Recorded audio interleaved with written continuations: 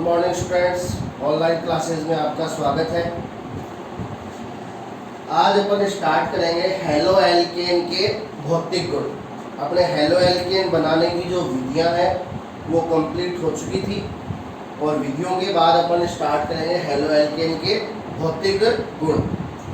तो सबसे पहले आप ये समझ लीजिए कि जो भौतिक गुण हैं वो कौन से होते हैं।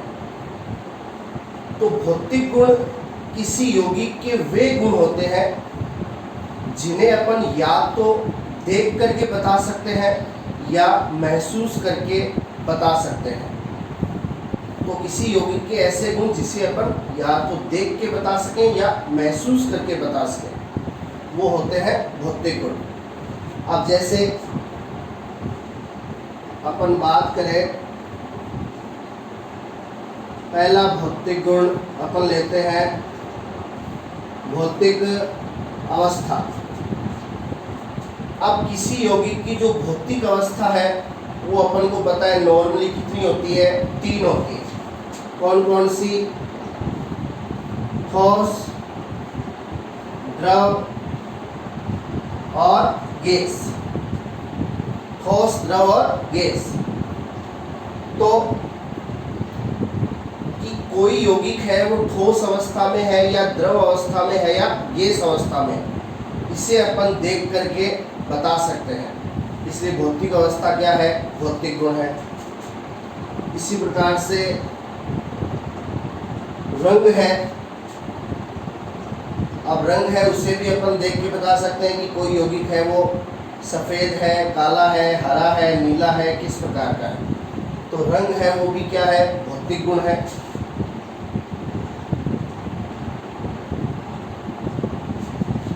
गंध, स्मेल।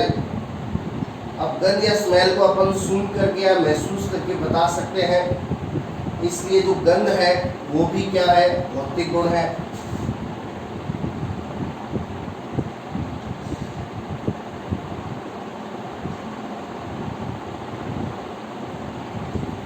ज्वलनशीलता। अब ज्वलनशीलता है, देखिए जब किसी यौगिक को अपन जलाएं तो धुआं निकलता है या नहीं निकलता है। अपन ने 11th में बताया था कि जो एलिफैटिक यौगिक होते हैं, खुली कार्बन श्रृंखला वाले, वो जब जलते हैं तो धुआं नहीं निकलता।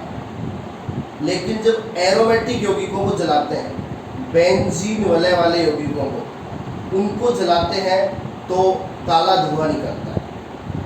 तो उसको जलाने पर धुआं निकल रहा है या नहीं निकल रहा वो अपन देख के आराम से बता सकते हैं। यदि धुआं नहीं निकल रहा है इसका मतलब वो यौगिक एलिफैटिक है, उसमें कैसी कार्बन श्रृंखला है? खुली। और यदि काला धुआं निकल रहा है जलने से, इसका मतलब वो क्या है? एरोमेटिक है और उसमें बेंजीन वलय उपस्थित है। तो इस प्रकार से ज्वलनशीलता है उसको भी अपन देख के बता सकते हैं। ये भी एक भौतिक गुण है।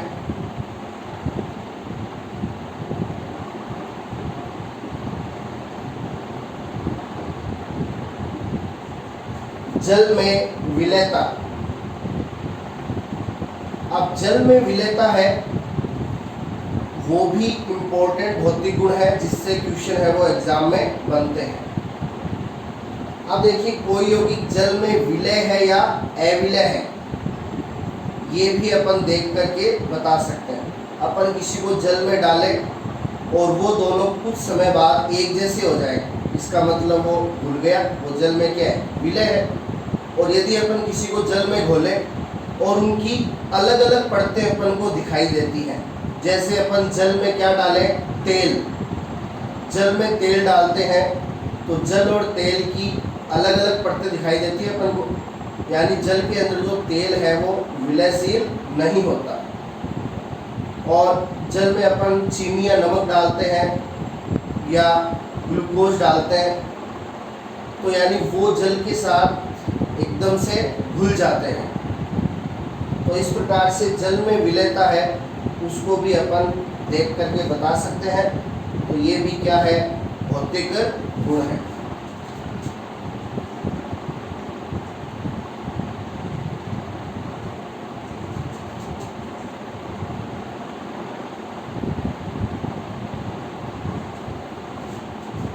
गलनांक और क्वथनांक। गलनांक वह ताप, गलनांक तो होता है वह ताप जिस पर कोई ठोस है वो द्रव अवस्था में बदलना प्रारंभ कर देता है, यानी जिस पर कोई ठोस पदार्थ है वो गलना प्रारंभ कर देता है, इसलिए इस ताप को कहते हैं गलनांक। और क्वथनांक है वो वह ताप होता है जिस पर कोई द्रव है वो वाष्पित होना स्टार्ट हो जाता है, यानी द्रव है वो किस में बदलना प्रारंभ कर देता है, गैस में। तो वह ताप जिस पर द्रव है वो गैस में बदलना प्रारंभ कर देता है वो होता है क्वथनांक। अब देखिए अपन किसी पदार्थ को ले लें और उस पात्र में अपन डाल दें थर्मामीटर, क्योंकि गलनांक और क्वथनांक क्या होते हैं, ताप होते हैं, तो उनको मापने के लिए अपन थर्मामीटर लगा देंगे। अब कोई भी ठोस या द्रव पदार्थ ले लेते हैं, अब अपन उनको गर्म करेंगे, तो जैसे ही ठोस लेते हैं और वो द्रव में बदलना प्रारंभ कर देता है तो अपन को दिखाई दे जाएगा कि ठोस है वो द्रव में बदलना प्रारंभ हो गया है। तो उस कंडीशन में अपन थर्मामीटर में टेम्परेचर देख लेंगे और बता देंगे कि इस पदार्थ का गलनांक है वो इतना है। इसी प्रकार द्रव है वो जैसे ही गैस में बदलना प्रारंभ करेगा अपन थर्मामीटर में देख लेंगे क्वथनांक। तो गलनांक और क्वथनांक है वो भी क्या है, भौतिक गुण है। इसी प्रकार जो घनत्व है वो भी क्या है, भौतिक गुण है। तो इस प्रकार भौतिक गुण है उसके अंदर वे गुण आएंगे जिसे अपन देखकर या महसूस करके बता सकते हैं। अब घनत्व है, घनत्व के अंदर देखा है तो कौन भारी है कौन हल्का है, तो जिसे अपन महसूस करके बता सकते हैं। तो ये क्या है, अपन कार्बनिक यौगिकों की जब भी कोई भी कार्बनिक यौगिक हो, हेलो एल्केन हो, एल्कोहल हो, फिनोल हो, ईथर हो, एल्डिहाइड हो, कीटोन हो, कार्बोक्सिलिक अम्ल हो, जो अपन बाद में पढ़ेंगे, कोई भी कार्बनिक यौगिक हो, जब भी अपन उनके भौतिक गुण पढ़ेंगे तो अपन इन्हीं गुणों के बारे में चर्चा करेंगे। भौतिक गुणों के अंदर अपन पढ़ेंगे भौतिक अवस्था, रंग, गंध, ज्वलनशीलता, जल में विलयता, गलनांक, क्वथनांक, घनत्व, इनके बारे में चर्चा करेंगे। अब आज अपन को भौतिक गुण पढ़ने हैं किसके बारे में, हेलो एल्केन के बारे में। तो सबसे पहले अपन लेते हैं कौन सा भौतिक गुण, भौतिक अवस्था, किसके लिए, हेलो एल्केन के लिए। तो देखिए जितने भी कार्बनिक यौगिक हैं उन सभी के लिए भौतिक अवस्था का एक निश्चित क्रम होता है। लगभग सभी के लिए वो क्रम है वो एक जैसा होता है, थोड़ा बहुत उसमें अंतर हो सकता है, लेकिन लगभग सभी कार्बनिक यौगिकों के लिए वो एक निश्चित क्रम है वो भौतिक अवस्था के लिए चलता है। इस प्रकार से समझिए कि कार्बनिक यौगिक के जो प्रारंभिक सदस्य हैं, कार्बनिक यौगिक के प्रारंभिक सदस्य जिसमें कार्बन की संख्या 1 से लेकर के 2 तक होती है, तो प्रारंभिक सदस्य जो हैं वो तो नॉर्मली होते हैं कौन सी अवस्था में, गैसीय अवस्था में। और फिर वे सदस्य जिनमें कार्बन की संख्या 3 से लेकर के 12 तक होती है वो होते हैं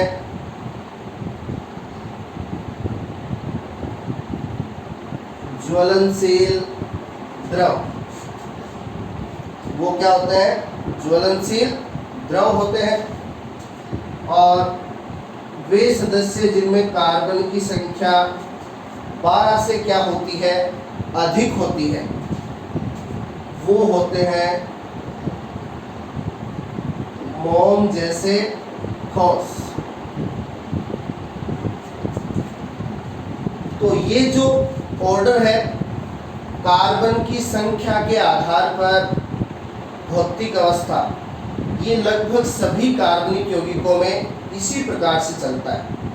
वे सदस्य जिसमें कार्बन की संख्या कम होती है वो गैस होते हैं, वे सदस्य जिसमें कार्बन की संख्या अधिक होती है वो द्रव होते हैं, और वे सदस्य जिसमें कार्बन की संख्या क्या है कि 12 से अधिक होती है, मीडियम, जिसमें कार्बन की संख्या मीडियम होगी वो कम कार्बन वाले गैस, मीडियम कार्बन वाले द्रव, और अधिक कार्बन वाले क्या होंगे, मोम जैसे ठोस होंगे। अब देखिए इसका रीजन क्या है कि जैसे जैसे कार्बन की संख्या बढ़ती है, जैसे जैसे कार्बन की संख्या बढ़ती है तो वैसे वैसे कार्बनिक यौगिक का क्या बढ़ेगा, अणुभार बढ़ेगा। अब अणुभार है वो समानुपाती होता है अंतराण्विक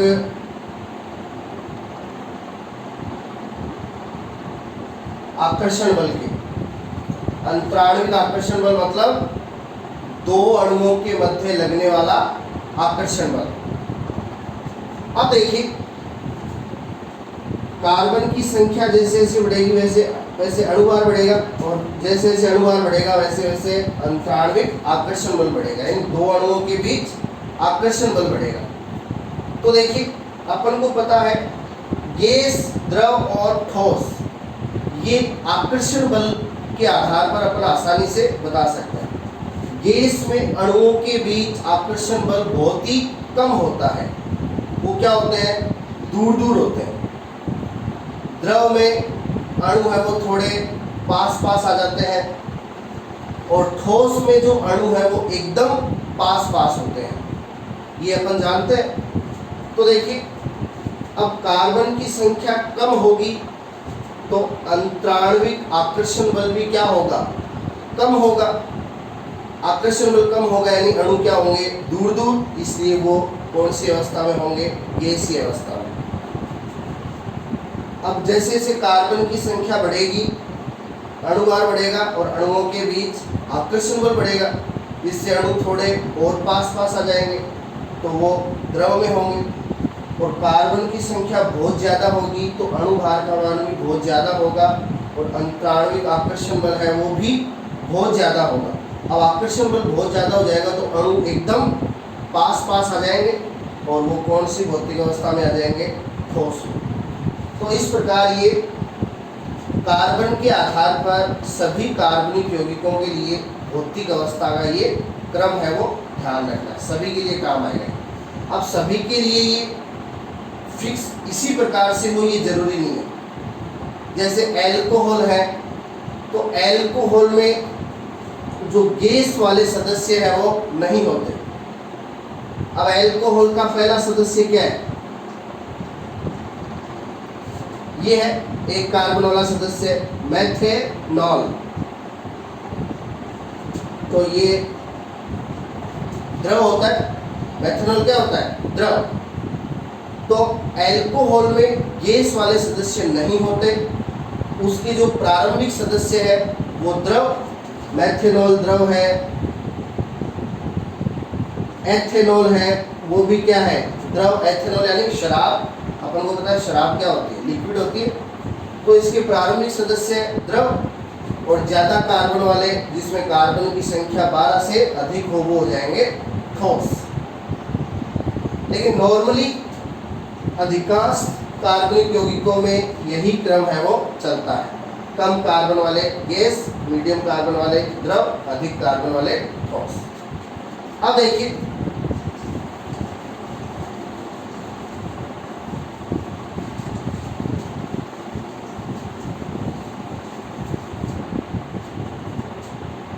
अपन अब भौतिक अवस्था की बात करेंगे किसके लिए, हेलो एल्कीन के लिए। अब हेलो एल्कीन में क्या होता है, जिन सदस्यों में कार्बन की संख्या 1 से 2 तक होती है वो होते हैं गैस, जिनमें कार्बन की संख्या 3 से 12 तक होती है वे होते हैं ज्वलनशील द्रव, और वे सदस्य जिनमें कार्बन की संख्या 12 से अधिक होती है वो होते हैं मोम जैसे ठोस।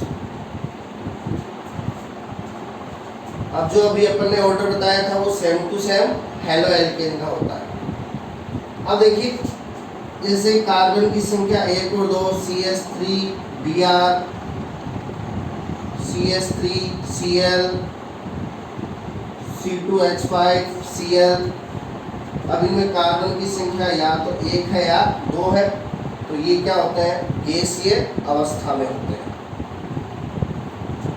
जिनमें 3 से 12 होगी वो ज्वलनशील द्रव हो जाएंगे, और जिनमें 12 से अधिक होगी वो मोम जैसे ठोस हो जाएंगे। तो ये है हेलो एल्केन के लिए भौतिक अवस्था।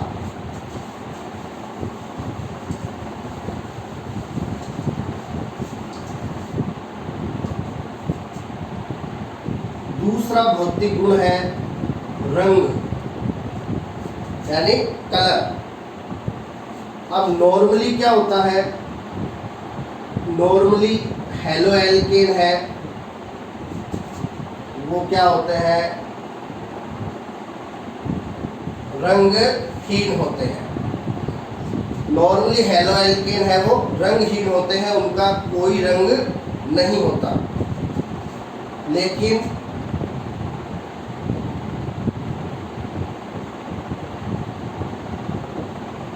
ब्रोमो एल्केन और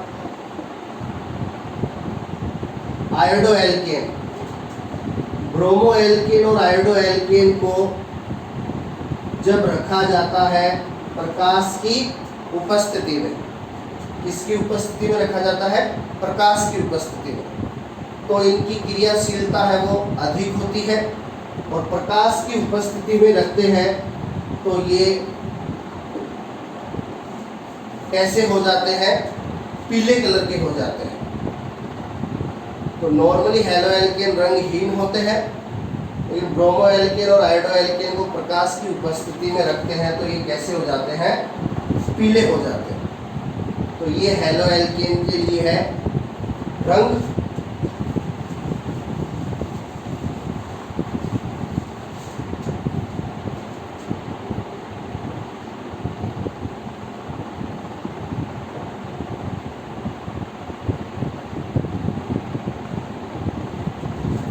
अब अपन करेंगे ज्वलनशीलता। अब ज्वलनशीलता है यानी अपन जलाएंगे। अब अपन को पता है हेलो एल्केन क्या होते हैं RH, ये होते हैं हेलो एल्केन।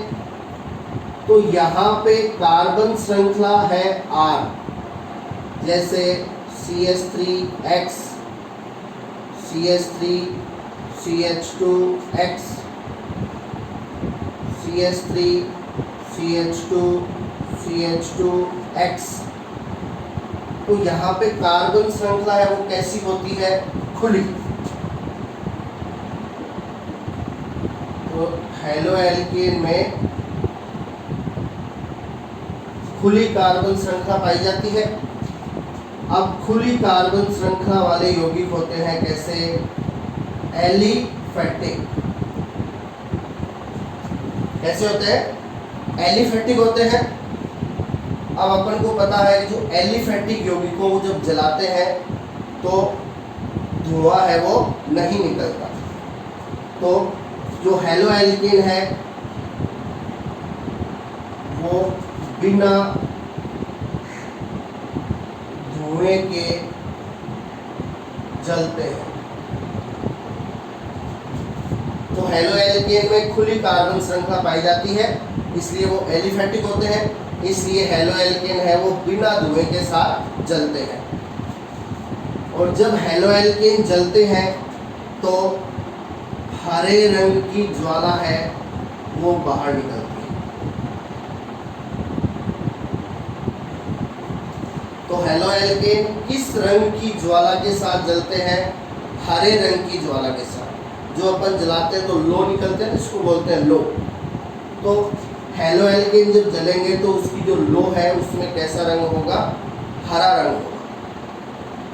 तो ये हेलो एल्केन के लिए क्या हो गया, ज्वलनशीलता।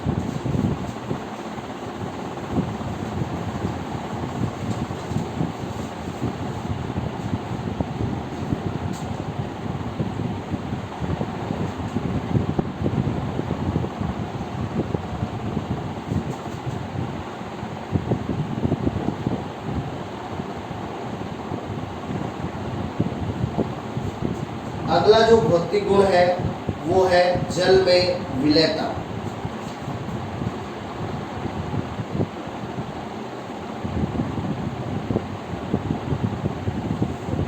Solubility in water.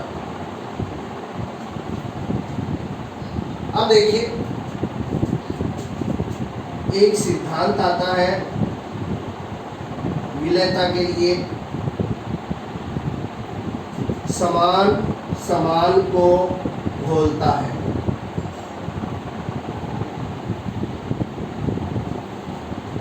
अब देखिए भौतिक गुणों में जितने भी कॉन्सेप्ट हैं वो अपन यहाँ पे एकदम अच्छी तरह से क्लियर कर लेंगे, और फिर आगे जितने भी अपन कार्बनिक यौगिक पढ़ेंगे, हेलोबेंजीन, अल्कोहल, ईथर, एल्डिहाइड, कीटोन, सभी में जब भी भौतिक गुण आएंगे तो ये सारे कॉन्सेप्ट है वो वहाँ पे ऐसे के ऐसे काम आने हैं। तो इन कॉन्सेप्ट्स को यहाँ पे अच्छी तरह समझ लीजिए, वही कॉन्सेप्ट है वो आगे सभी यौगिकों में काम आएंगे। अब जल में विलयता के लिए कोई भी यौगिक है अपन उसको किसी में के अंदर विलय करते हैं तो विलयशीलता का एक सिद्धांत होता है, समान समान को घोलता है। यानी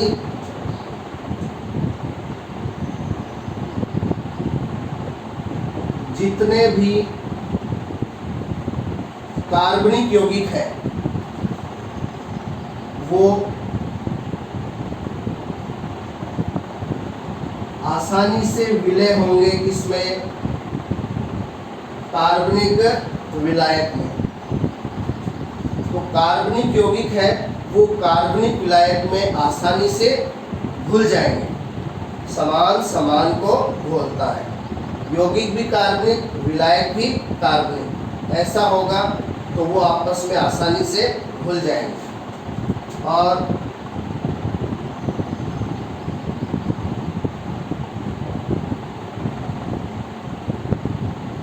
अकार्बनिक यौगिक जो है वो आसानी से घुलता है अकार्बनिक विलायक में।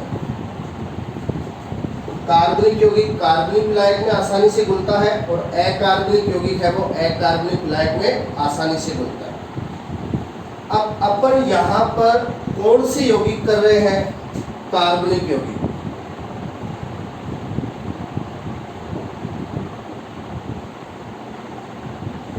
अपनी ऑर्गेनिक केमिस्ट्री चल रही है और ऑर्गेनिक केमिस्ट्री में अपन स्टडी करते हैं किनके बारे में, कार्बनिक यौगिकों के बारे में।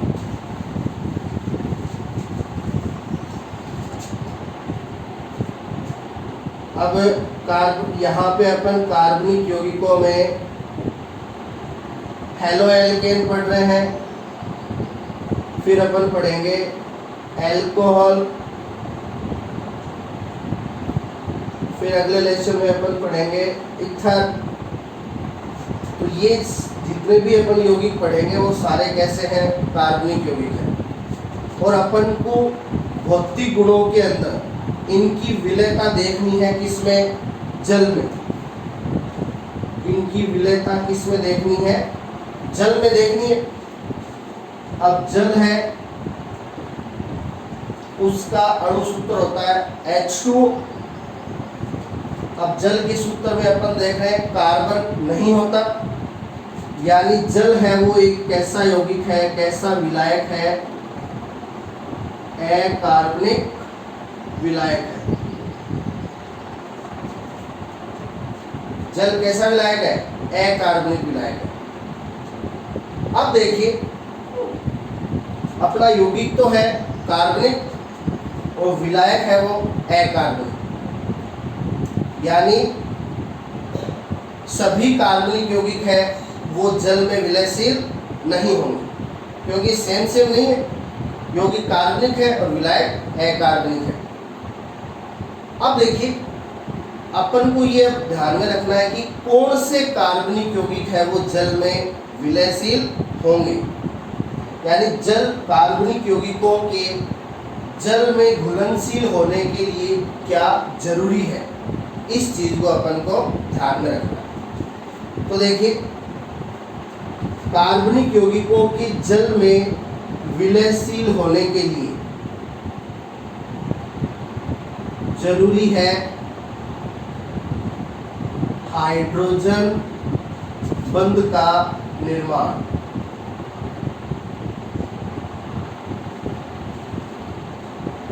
किसी भी कार्बनिक यौगिक के जल में घुलनशील होने के लिए क्या जरूरी है, हाइड्रोजन बंध का निर्माण। वो ही कार्बनिक यौगिक जल में घुलनशील होगा जो जल के साथ बनाएगा क्या, हाइड्रोजन बॉन्ड।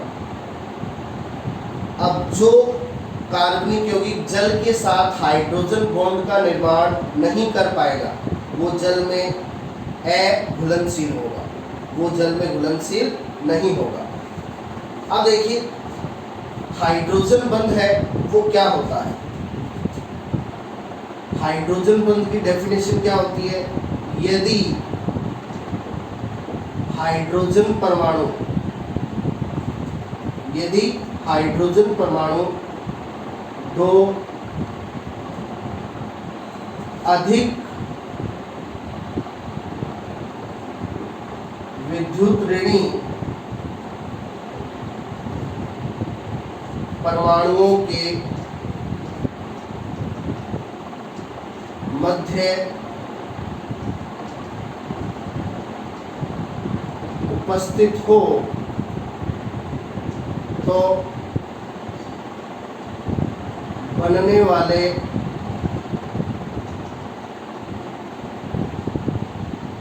आकर्षण बल को हाइड्रोजन बॉन्ड है वो कहा जाता है।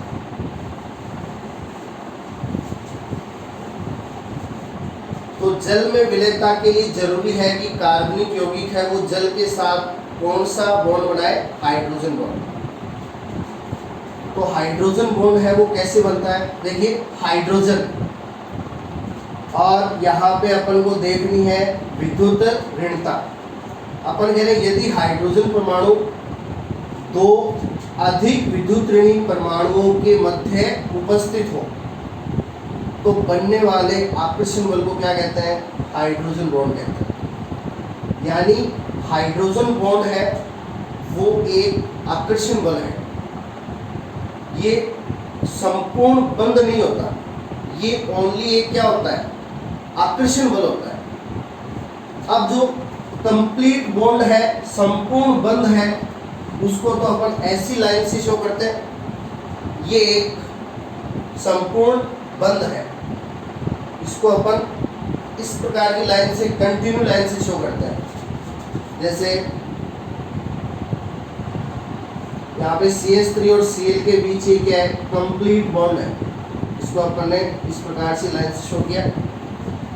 अब हाइड्रोजन बंध है वो क्या है, आकर्षण बल है, वो संपूर्ण बंध नहीं होता। तो hydrogen bond is A only attraction force, not proper bond. तो हाइड्रोजन बंध है वो प्रॉपर बॉन्ड नहीं होता, ओनली आकर्षण बल होता है। इसलिए हाइड्रोजन बॉन्ड को टूटी हुई लाइन से यानी नॉन कंटिन्यूअस लाइन से इस प्रकार से शो किया जाता है। तो हाइड्रोजन बॉन्ड है वो ओनली क्या होता है, आकर्षण बल होता है। अब देखिए ये कब बनेगा, जब हाइड्रोजन परमाणु दो अधिक विद्युत ऋणी परमाणुओं के मध्य उपस्थित होगा। अब हाइड्रोजन परमाणु है उसकी विद्युत ऋणता होती है 2.1। हाइड्रोजन की विद्युत ऋणता कितनी होती है, 2.1। अब देखिए, अब हाइड्रोजन बॉन्ड तभी बनेगा जब हाइड्रोजन के दोनों तरफ वाले परमाणु हैं उनकी विद्युत ऋणता 2.1 से बहुत ज्यादा हो। अब 2.1 और इसके पास वाले कार्बन की हो 2.5, तो विद्युत ऋणता में क्या है, अंतर क्या है, कम है। जैसे कार्बन की 2.5 होती है, तो यदि हाइड्रोजन है वो 2 कार्बन के बीच आ रहा है तो विद्युत ऋणता में अंतर है वो इतना नहीं है कि हाइड्रोजन बॉन्ड का निर्माण हो जाए। तो ऐसे यौगिक जिसमें केवल कार्बन और हाइड्रोजन हो वहां हाइड्रोजन बॉन्ड का निर्माण नहीं होता। हाइड्रोजन बॉन्ड के लिए हाइड्रोजन के दोनों तरफ हाइड्रोजन की तुलना में बहुत अधिक विद्युत ऋणी परमाणु है वो होने जरूरी है। अब जैसे हाइड्रोजन के ऑक्सीजन है, ऑक्सीजन की विद्युत ऋणता होती है 3.5। अब देखिए यहाँ पे 2 ऑक्सीजन के बीच क्या आ गया, हाइड्रोजन। अब ऑक्सीजन की विद्युत ऋणता 3.5 हाइड्रोजन से बहुत ज्यादा होती है, तो 2 अधिक विद्युत ऋणी परमाणुओं के बीच आ गया हाइड्रोजन। अब यहाँ पे हाइड्रोजन बॉन्ड का निर्माण हो जाएगा। तो जल में विलेयता के लिए जरूरी है हाइड्रोजन बॉन्ड का बनना। अब जैसे अपन अल्कोहल है, शराब, अपन को पता है कि नॉर्मली शराब है वो पानी के साथ मिलाकर पी जाती है। जैसे ही शराब को अपन पानी के अंदर मिलाते हैं दोनों का कलर एक जैसा हो जाता है, यानी शराब है वो जल में घुलनशील हो जाती है। अब शराब है वो क्या होती है, एथेनॉल, ये होता है शराब, एथेनॉल। अब एथेनॉल शराब है वो जल में घुलनशील होती है, संपूर्ण घुलनशील होती है। इसका रीजन आपको यहीं से पता चलेगा। अब अपन किस में विलयशीलता कर रहे हैं, जल में, तो जल का सूत्र H2O, जल का सूत्र क्या होता है, H2O। अब देखिए ये इधर अल्कोहल की ऑक्सीजन विद्युत ऋणता 3.5, ये जल की ऑक्सीजन विद्युत ऋणता 3.5।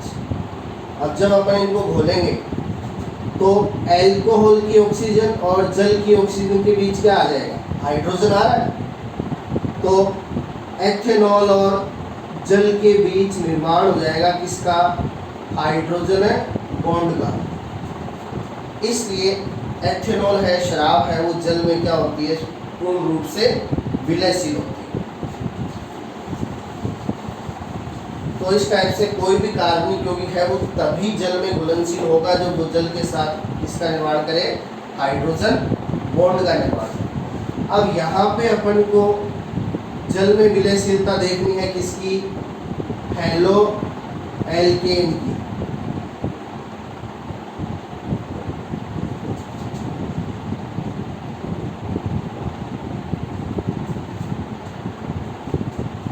इसकी हेलो एल्केन की जल में विलयशीलता देखिए। तो देखिए हेलो एल्केन होता है RX,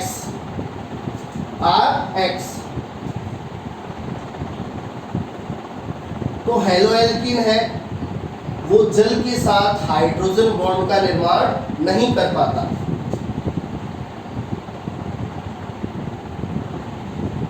हेलो एल्केन को जब जल में घोलेंगे तो हेलो एल्केन है वो जल के साथ हाइड्रोजन बॉन्ड का निर्माण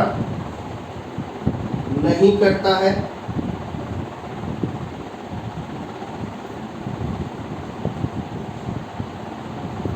इसलिए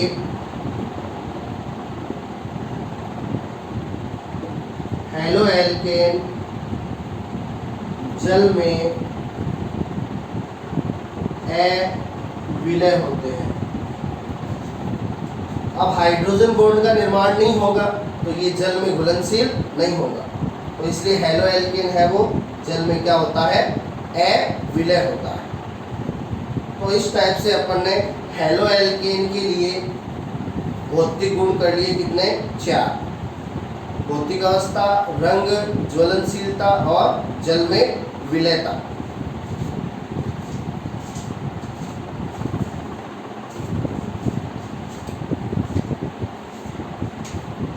अब जो अगला जो भौतिक गुण है गलनांक और क्वथनांक, वो अपन करेंगे नेक्स्ट क्लास में। Thank you.